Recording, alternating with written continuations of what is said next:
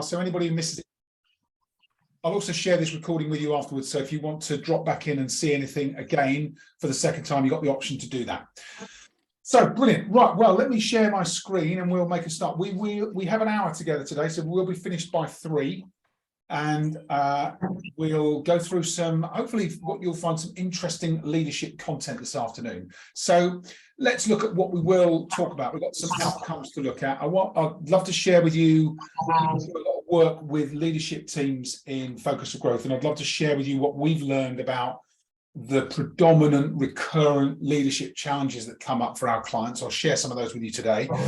I'd also love to hear what you're experiencing. What are your leadership challenges? And I'm going to share with you a best practice model for coaching leadership. I'll talk about what that means as we go through today's session.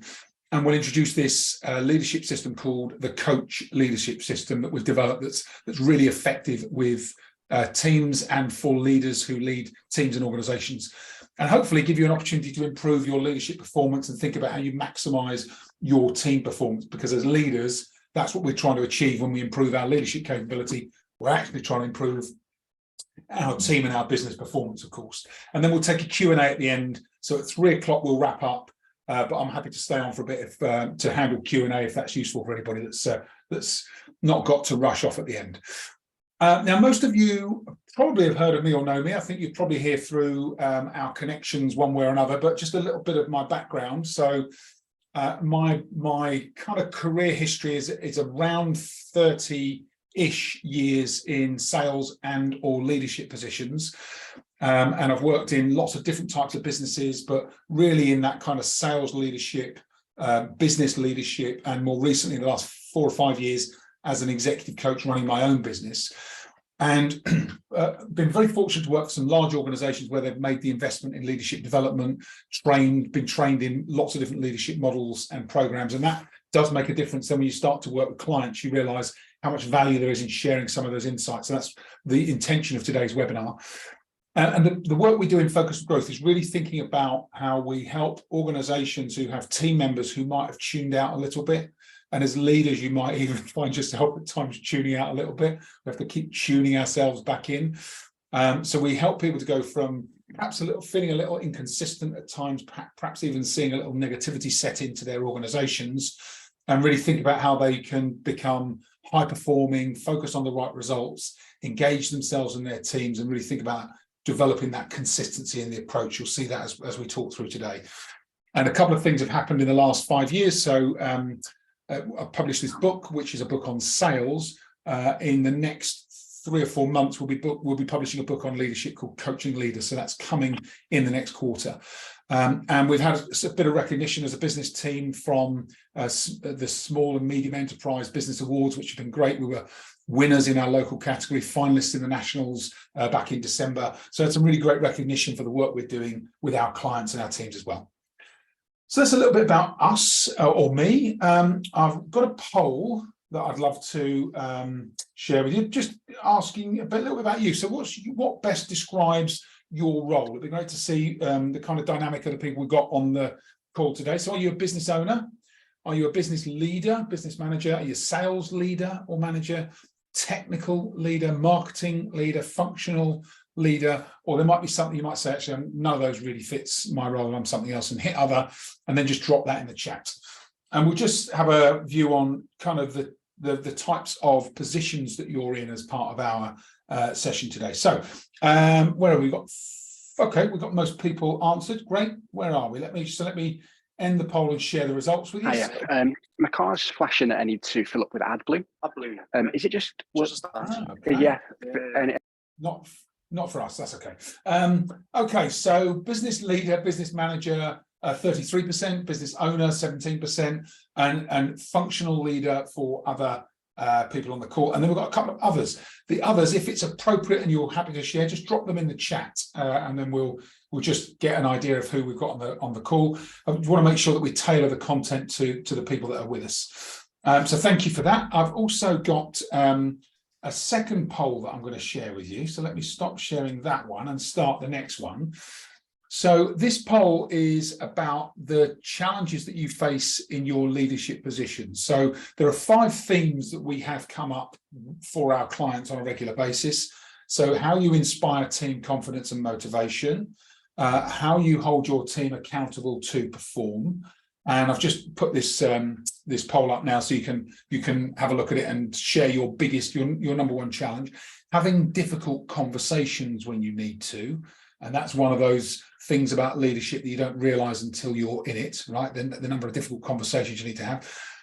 Dealing with underperformance and then maintaining team performance and momentum. So which one of those is your biggest issue or challenge that you face in your leadership role? Lorraine, thank you for sharing your purchasing supervisor. Thanks to you, leader purchasing team. Brilliant. Thanks, Lorraine. So I'd probably put that as functional leaders, functional team. That's good. Beata, export administration lead. Great. Okay. So leading a team around export and the administration related to that. And I can imagine since Brexit, that's been pretty challenging. So hopefully today I'll give you some guidance on leading that as well. Beata and Lorraine, thank you both. Okay, so we've got answers to our poll coming in. Thank you very much. Thank you very much, everybody. Let me share those results with you. So what do we got? Holding, so actually some even splits, 25% across the board. Holding your team accountable to perform, having difficult conversations, maintaining team performance and momentum. And then there is one other. I'd love to hear where the other is. If you could drop that in the chat, or all of the above. Okay, so the other is all of the above. Brilliant. Thank you, Gary. Okay, let me stop sharing those results. Okay, good. So this is how they normally come up, right? So number one is usually having difficult conversations. So that's in our group in the mix today. Holding my team accountable to perform, that's in the mix today. Dealing with underperformance, 15%, that's in the mix today as well. And then the others come in, as you can see. Probably I didn't have an all of the above, but if I had one, that would probably be quite high as well. So if there is anything else, just drop it in the chat and I'll talk to it if we need to as we go through today's session. So what I was going to quickly do, I'm going to give you a couple of minutes, put you in a couple of breakout rooms and just give you the opportunity to meet the other people on the call and share for your with your group what's your priority for this workshop today. We've got the next 50 minutes. What is your priority? So I'm just going to create and I'm going to do this on the fly. So I'm going to create a couple of breakout rooms. In fact, I'll create three breakout rooms. I'm going to let it assign you automatic. That's purposely of 3 per room. So if you just introduce yourselves, get to know each other, and just share your one priority, what's the one reason you're here today? Literally 5 minutes on this. I'll bring you back. We'll put some stuff into the chat. Then we'll carry on with our content for the day. So just 5 minutes with each other, getting to know each other and sharing your priority for this session. Okay, see you in 5.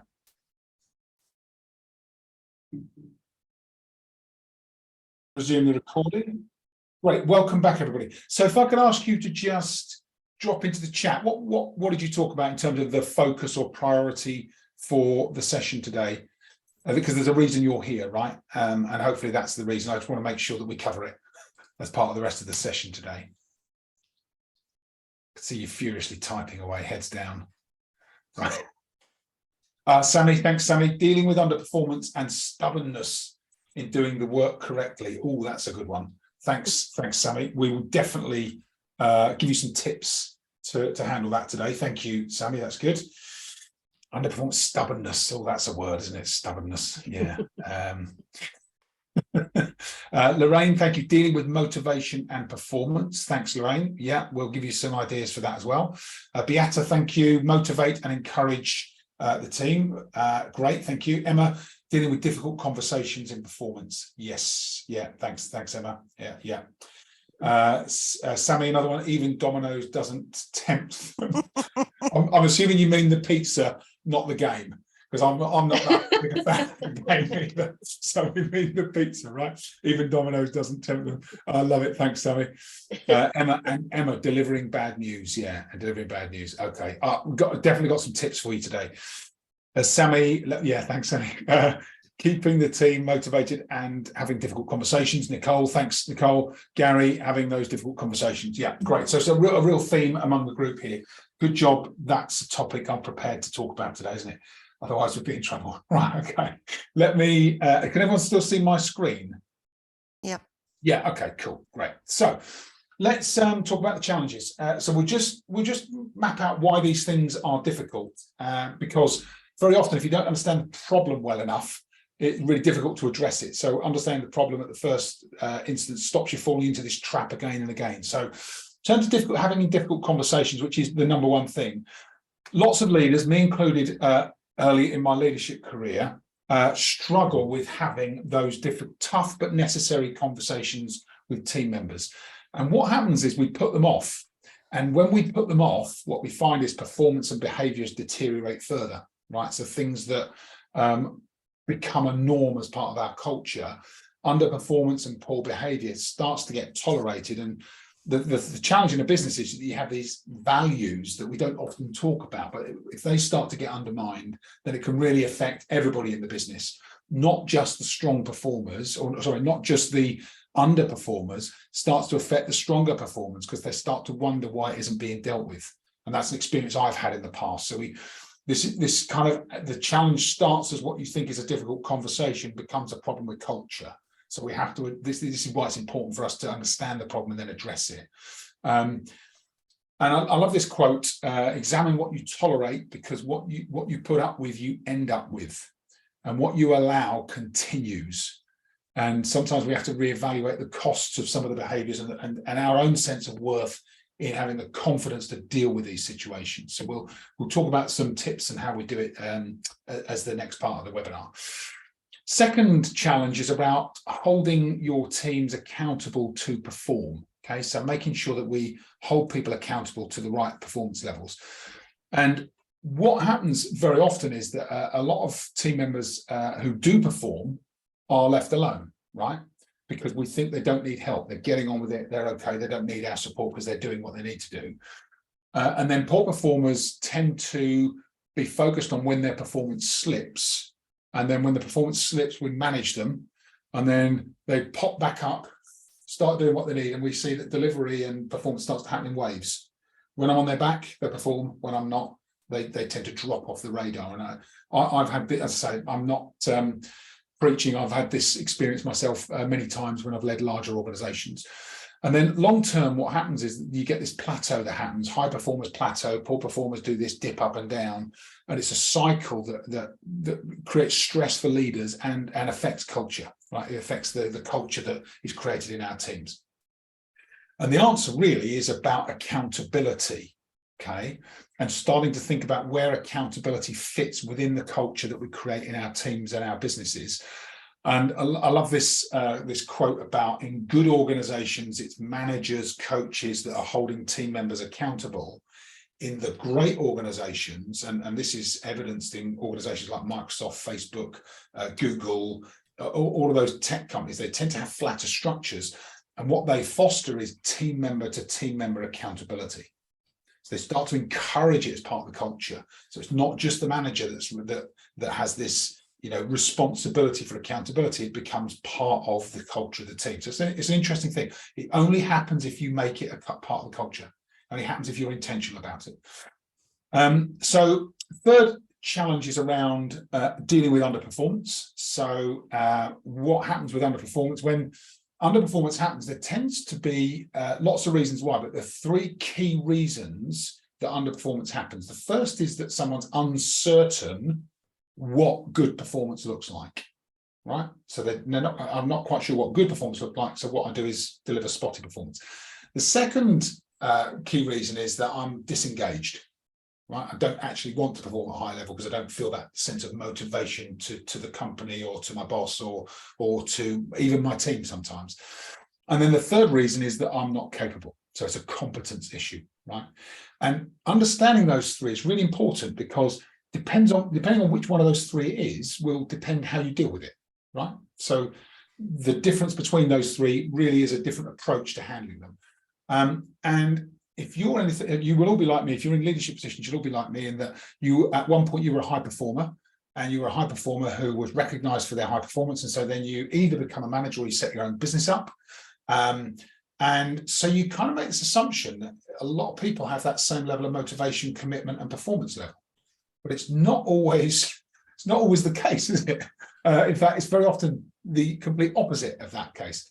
And so clear training and coaching for your teams, setting clear expectations, leading coaching, they're not instinctive skills. They're skills that actually are quite the opposite of what were instinctive for us, because we were always high performers. So to move from that to coaching and leading people is quite different. And we'll talk about how you can start to make that switch today.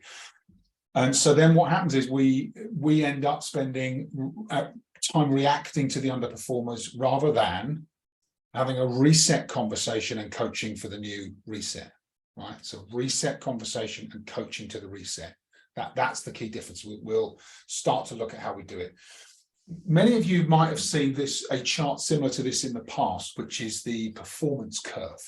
So this lots of evidence and research is done that shows that in any organization, any team, if you take 10 people in a team, you will find that 2 of them are high performers, right?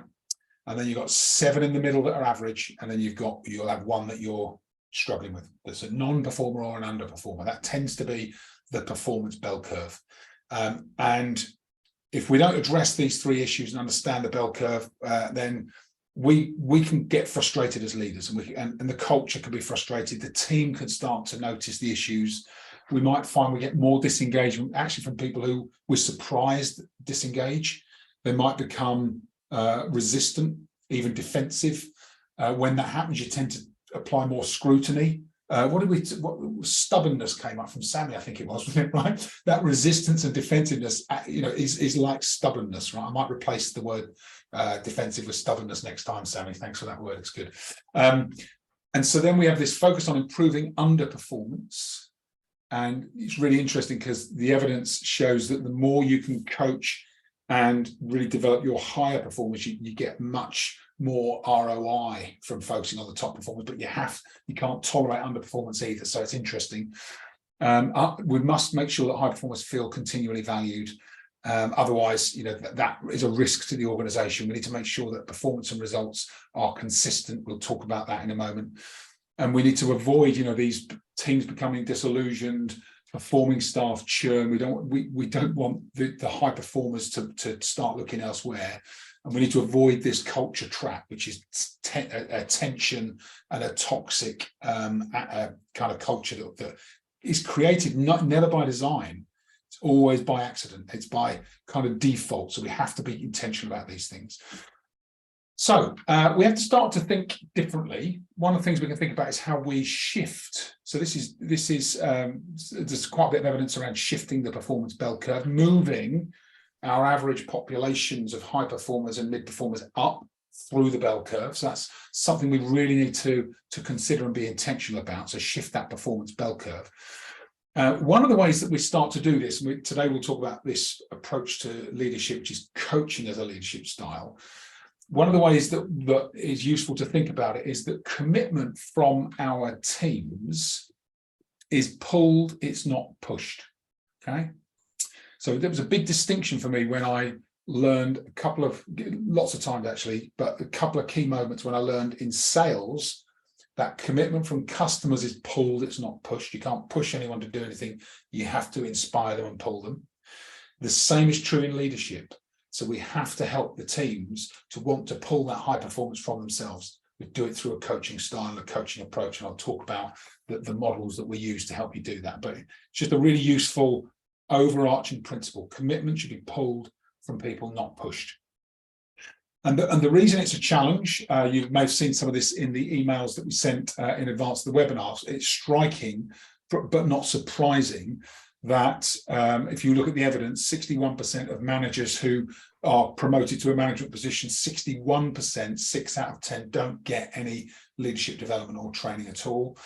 Those who do get leadership development get it once, and then only 1 in 3 gets ongoing management training. So 65% of those that are trained then don't get any ongoing support. So we need to make sure that there's that continual rhythm of support for ourselves. Sometimes we have to do it for ourselves Sometimes as an organization, we should put it in place. And there's this guy called John P. Cotter, who's written a number of different books, some great books actually, on change management and leadership. And he talks about the real challenge, and you'll relate to this, I'm sure, as you lead organizations. The real challenge is to combine the strong leadership with strong management and use both to balance each other out. And what I mean by strong leadership and strong management, think about it like this. You manage tasks and actions, you lead people. Okay, so you manage tasks and actions, you lead people. And that's the key distinction. People need leading, tasks and actions need management. So let's talk about what we do about it. So you'll see that I've now reordered these in terms of having difficult conversations first, then holding the team accountable to perform, and then dealing with underperformance. So we'll look at those three in order. So doing the difficult things, you've all heard the quote, "A journey of 1,000 miles must begin with a single step." The full quote is, "Do the difficult things while they are easy, and do the great things while they are small. A journey of 1,000 miles must begin with a single step," right? And that, if you apply that to leadership, what it means is that the reason we find difficult conversation difficult is because we have them at the wrong time. Difficult conversations are only difficult when they happen after the event, right? And then you think, well, I haven't got a crystal ball, Justin. How can I have it before the event, right? Here's what happens. Here's how we recommend you do it, right? So we have this model. I'm going to introduce you to this model called the coach model. And it starts with building trust and strong relationships with your team. Okay, so making those investments, getting to know each other, and making sure that there is mutual respect and trust. Then we make sure that we have a plan for our department, team, business, and that the team understand that plan and they can align their activities with that plan. Okay, really important, really important. We're clear on what we're doing and our team can align with what we're doing so they feel as if they're contributing at a higher level. That's really important, fundamental. And then once that your plan's in place, you've communicated that your team are aligned in terms of their willingness and desire to operate in line with the plan, then we have a conversation with them that we call a contracting conversation. So it is a conversation about standards, performance, principles, values, and what's right or wrong, what will be tolerated and what won't be tolerated in advance of anything happening, right? Contracting up front. And once that contracting and agreement is in place with each member of your team, then we move to the second stage. We're contracting first, right? Contracting first. Then we move to objectives and goals, being really clear on what great performance looks like. These are the goals and the targets that we're aiming for. But in order to meet and achieve those goals and targets, these are the performance metrics we'll put in place. These are the actions that we'll take on a weekly, monthly, annual basis that will deliver on those objectives and goals. So there's clarity between what they're trying to achieve and what they do.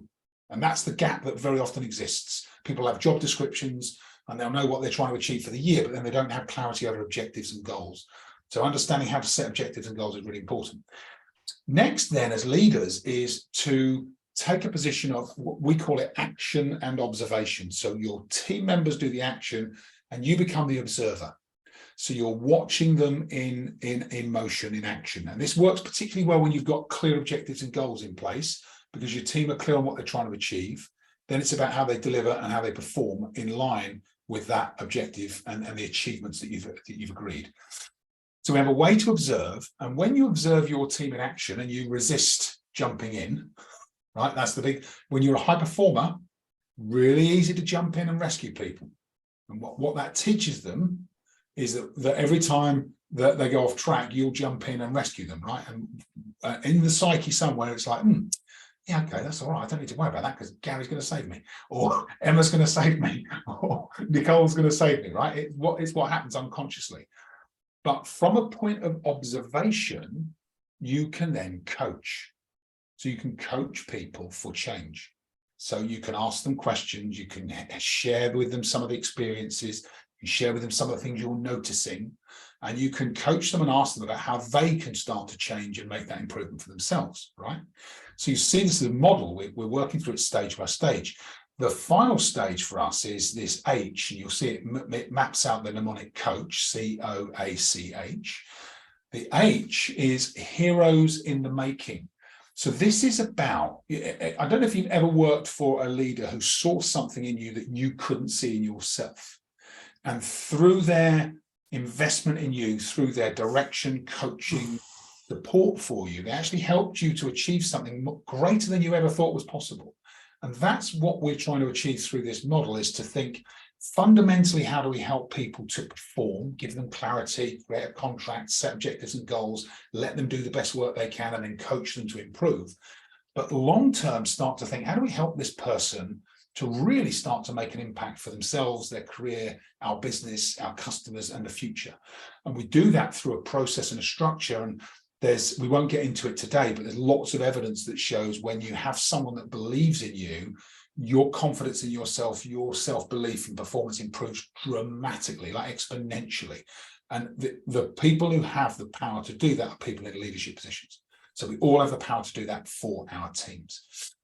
So where does that bring us with the difficult conversation? What it means is, from a contracting perspective, when we have a contracting conversation with somebody, we create an anchor point for our relationships.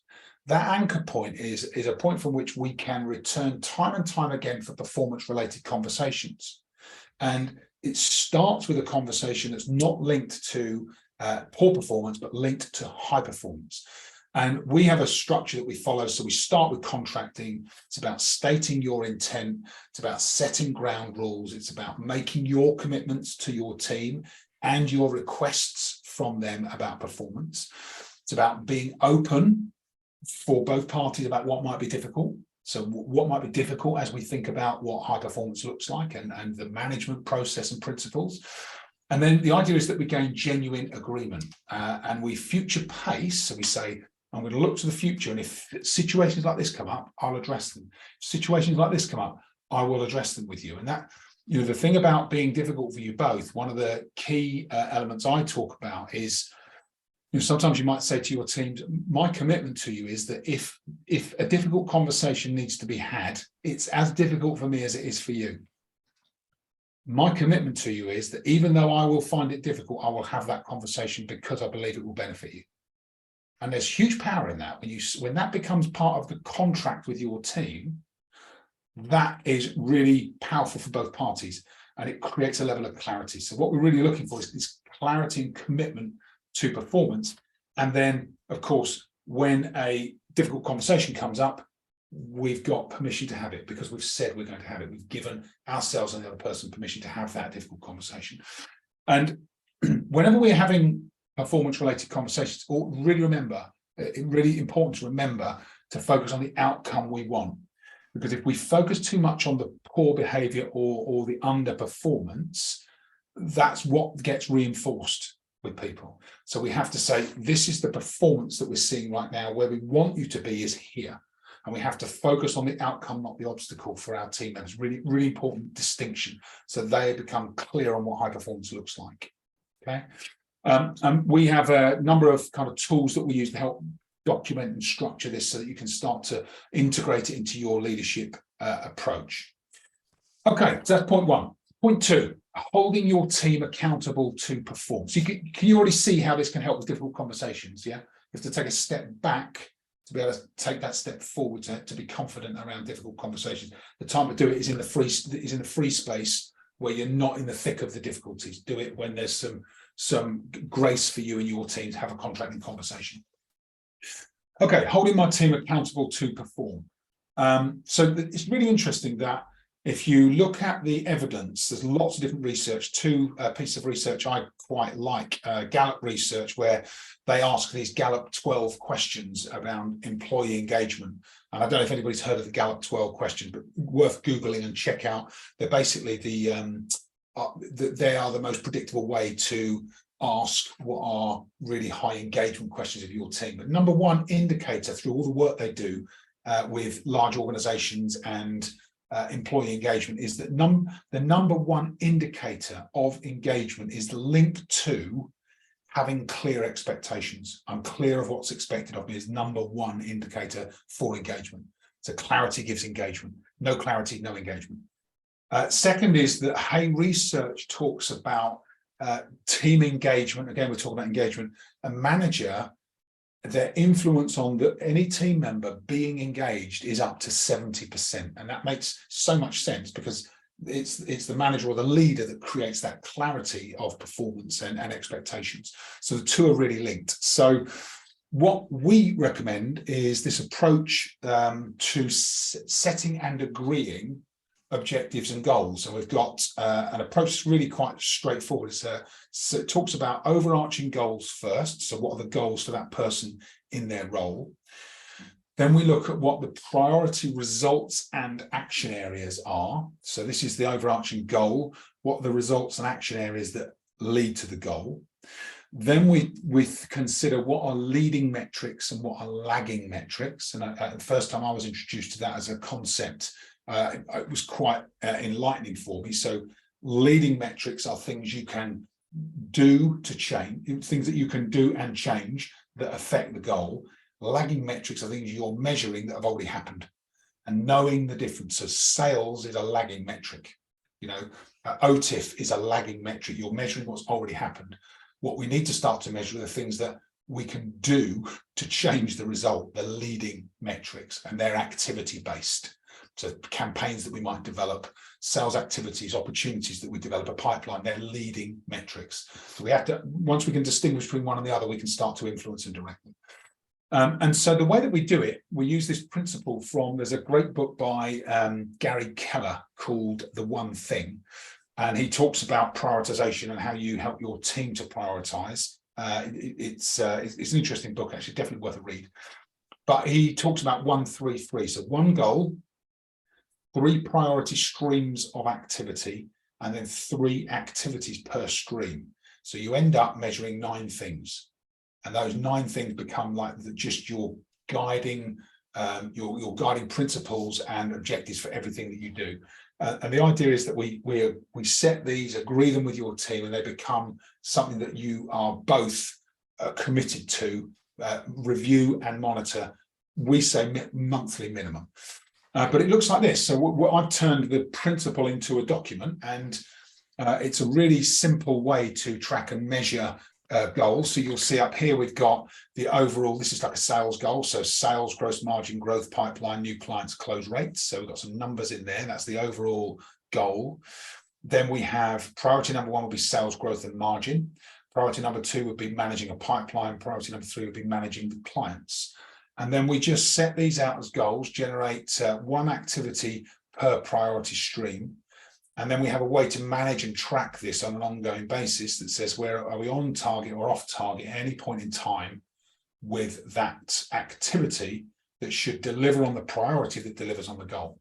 That makes sense. So it starts to, when you're managing, especially when you're managing kind of different disciplines within a team, getting that clarity of, right, what does great performance look like, and how do we make sure we measure it effectively and objectively for the team, so that they can start to self-manage their own activities. And that's the key. We want to switch responsibility here from us as managers having to give too much direction and encouragement. Encouragement's always good, but we really want the team to be starting to self-manage, look at their own goals on a regular basis, update themselves, and be honest with themselves on their own performance. And that can be really valuable. So it's we call it the 1-3-3 goal setting and tracking. And again, we got this toolkit that we use on as part of our leadership development programs. And you've got this 1-3-3 goals document in here. So I'm happy to share this. I'll share some of these documents with you after the webinar today. There's a toolkit. I'll share the full toolkit with you so you can have a look at it and start to explore how it might work for you and your organizations. So that's the one through. So you see, we worked through the first couple of documents, contracting and objectives. There's a lot more in this document as well. So hopefully you'll find that useful. So third, we're already at 20 to 23. It's amazing. Time flies, isn't it? So dealing with underperformance. So let's talk about dealing with underperformance. So you'll see the link here, right? Difficult conversations addressed in advance, right? So through a contracting conversation that you and your team member agree to, that includes you saying, when I have to have a difficult conversation, I will have it. So you handle the difficult conversation in advance. holding your team accountable to performance is also about getting objectives and goals in place in advance so that you know and they know what does high performance look like, what are the activities that deliver on the priorities that enable them to hit their goals, and then you can help them to self-manage their performance so they become accountable to themselves through that process of setting really clear objectives and goals. This makes sense. It's all about the work we do in advance that sets us and our teams up for success. Really important that we get this right in the early stages. And then when we take this approach, underperformance should happen less often, but when it does, we need to have a way to deal with it. So recognizing that if we don't address underperformance, ultimately we're endorsing it. Even if we don't believe that, right? That's what happens in our team's beliefs around performance. If we don't address it, we're endorsing it, okay?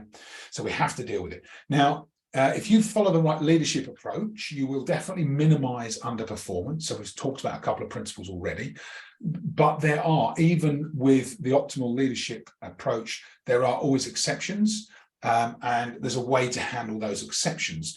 The caveat is that we should be having regular one-to-one reviews with direct reports. Anybody that reports directly to you, regular one-to-one conversations.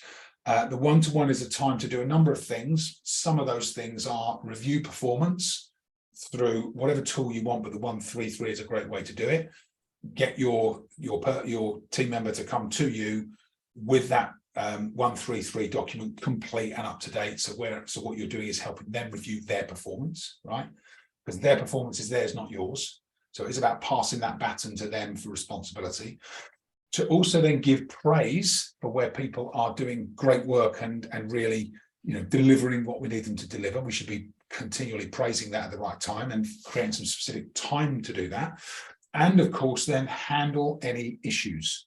So when you've got the one-to-one in place, you've got the chance to handle those issues. So you don't then put it off because you've got the dedicated time scheduled to review with people.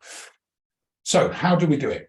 Here's a roadmap that I use personally and with clients that's been really useful. So dealing with poor performance, first things first, right? So instigate the discussion is the first step. So you inform the employee that you need to discuss something important, okay? And this would be in one of your reviews, in one of your one-to-ones with them.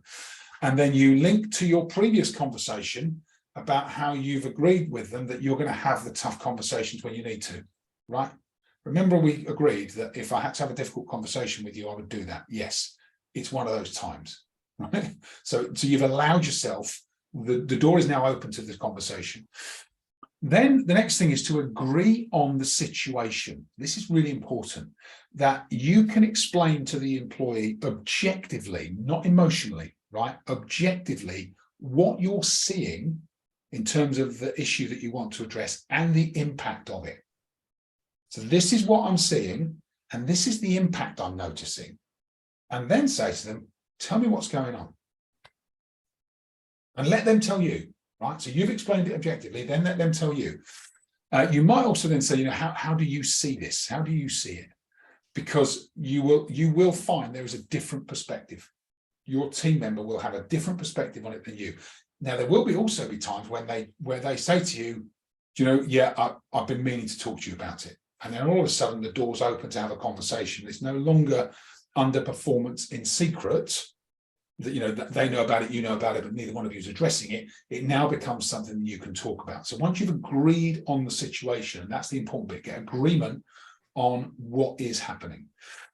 Then what you need to do, what we do, and it's just like simple, it's like Janet and John, when you read it, you're like, oh yeah, that makes sense, right? Agree on the resolution. Okay, so ask them to suggest how they will improve their performance or behavior. Performance is often a behavior problem rather than a performance problem. So ask them to suggest ways that they're going to improve on their behavior. And this might take a little bit of patience on your part, right? You might need to say, well, that's interesting, but it's not right. What else might you do? Right? And then agree with them the specific changes that they will make and the support or accountability that you will offer. Okay, so the changes they will make and the support and accountability you will offer, because it's their performance to improve, not yours. You're their manager, but it's their performance to improve, not yours. And then fourth step is to gain commitment to change. So in theory, we're going to do this. These are the things you could do. Here's the specific changes. Okay, get commitment from them to make that change. And if needed, you might need to be clear on the implications, good and bad. So if they make this change and they're committed and they sustain it, if performance improves, there's some upside. But if they can't manage to address these issues, there might be a formal route that you need to pursue. And the reason we do that is for just a little bit of leverage, because you'll find that some people, not all people, but some people might need that leverage to make a permanent change, and it stops the curve of up and down performance if you can get leverage on people. And then we make a commitment to review and focus on their performance goals. So linked to their commitment, what they said they were going to do to make this improvement, we then commit to helping them by reviewing it and helping them to focus on the levels of performance they want. Okay, so we're in it together, but it's theirs to pick up. And then the final thing is to what we call future pace. So this is to, when you know somebody and you know their previous behaviors, previous behavior is the best determinant and predictor of future behaviors.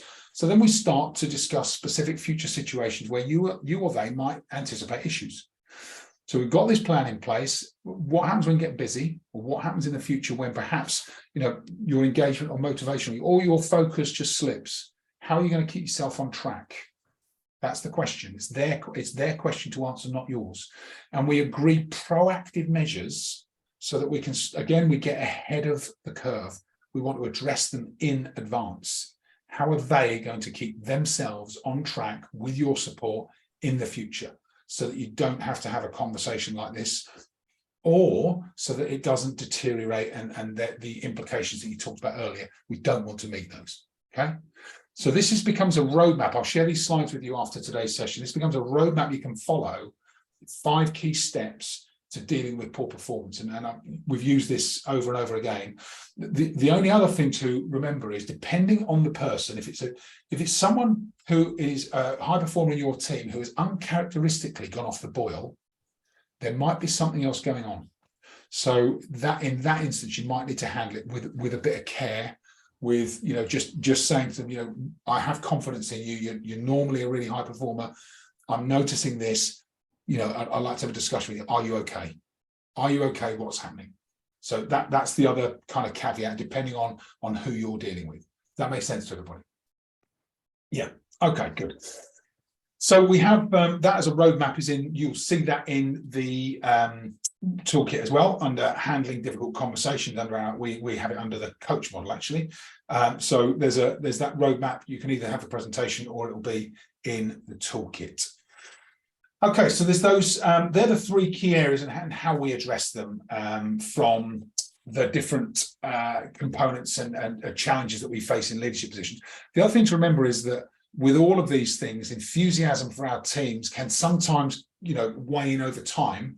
So it's investing that time to just kind of keep revisiting, re-energizing, regaining that commitment to performance, commitment to the contract can be really valuable. So do that as a regular cycle with your teams. The other thing it does is it gives you your enthusiasm back. When you get your team re-energized, you get the energy. It's like, it's not mutually exclusive. It's a gift you actually give to yourself. Okay, so I'd love to hear from you. What are your key takeaways from those 3 key principles that we talked about, those 3 key elements, key takeaways? I'll give you a moment to type these in the chat. And one of the reasons we do this is because it'll be interesting. One, it will help you clarify what you'll do differently. Second is that it will also help the other people on the call to hear what you're doing differently. So thank you.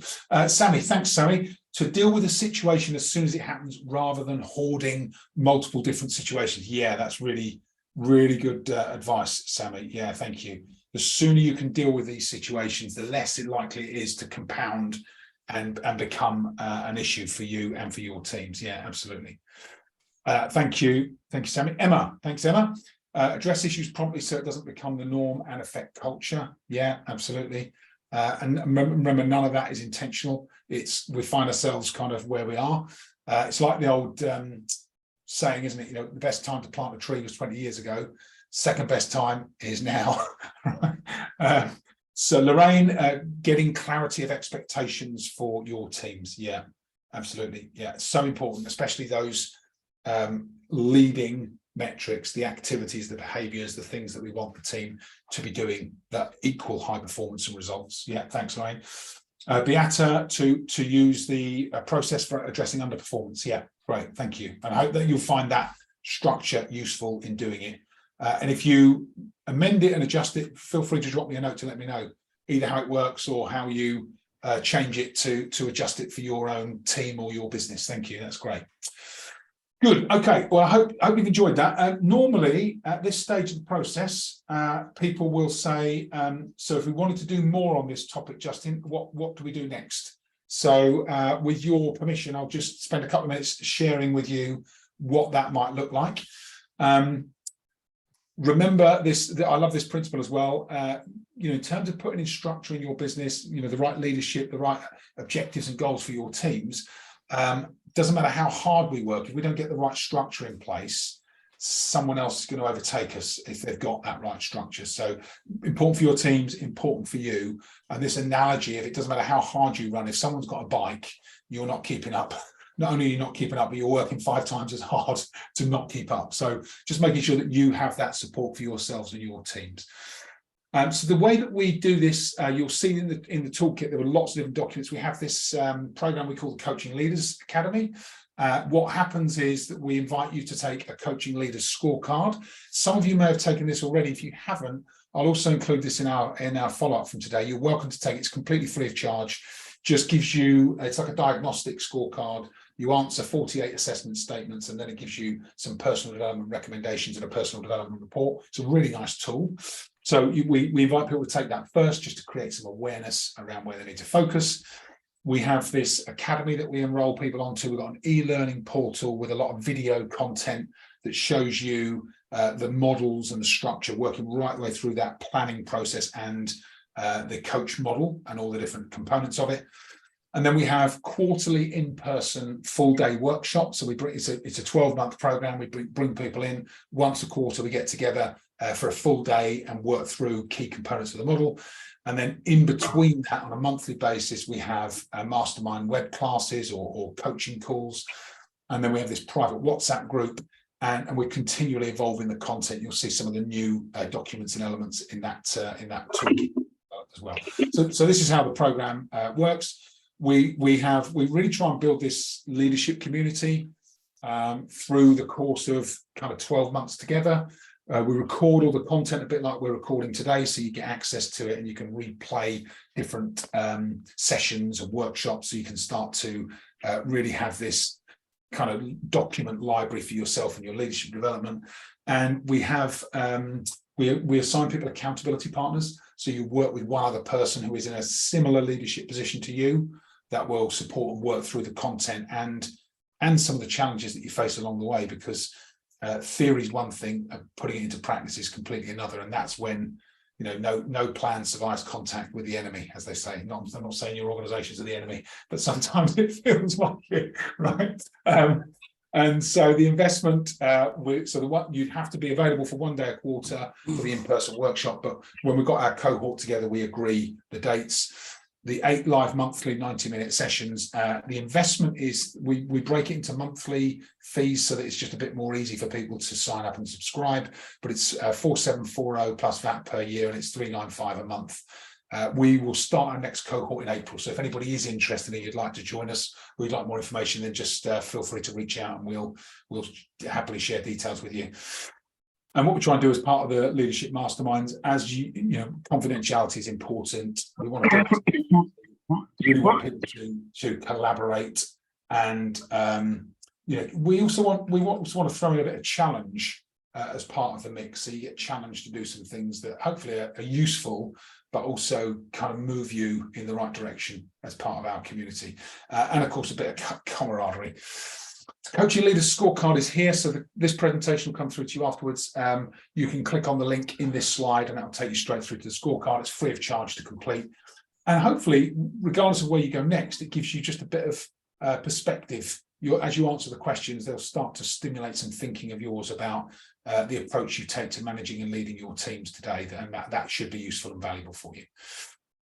And just a couple of things about focused growth. So what we're really interested in is bringing as much as we can world-class business best practice to our clients, really interested in helping people to create this market leadership position so that they can then make a more positive impact in their business, in their communities, and ultimately, if you choose to do it, in the world. That's the plan. And we have these 5 values. I won't go through them all, but we are strong advocates of the United Nations global goals, 17 goals to improve life on planet Earth. If you haven't looked at them, they're really worth a review. And the advice is choose one that's particularly poignant and important for your business. We choose goal number 8, decent work and economic growth. We're also members of Pledge 1%. We pledge 1% of time and resources to worthy causes. And this top value is the one that we're really proud of, the force for good. We do that. I do that personally on we have this group called Walk and Talk for Men in Cambridgeshire, and I lead this group. We meet a couple of times a month. We have a calendar for the year, and we really start to try and help make a difference in our local community and for men's mental health as part of the work that we do to just get involved in local support, not just for businesses, but for people in the community. I share that with you because hopefully that kind of might stimulate some thinking of yours around stuff you might be able to do in your business and think perhaps a bit bigger about how you might make your own impact in the world. Okay, we are at 2 minutes to 3. Can you believe it? Look at that. At one point, I didn't think I was going to make it, but but we did. So we are at 2 minutes to 3, or we're now at 1 minute to 3. If you have other commitments, please feel free to move on. If you'd like to contact, you should have my details. Teresa's on with us today as well. Teresa's in our sales team. So if you'd like to grab time with us, please do. Gary, thank you for the hour. And Gary's point, don't procrastinate having the conversations. Yeah, very good, great. If anybody wants to hang around for a quick 5-minute Q&A, you are more than welcome. I'll stop the recording because that might be private. I'll stop sharing and I will say if you do need to go, then please feel free.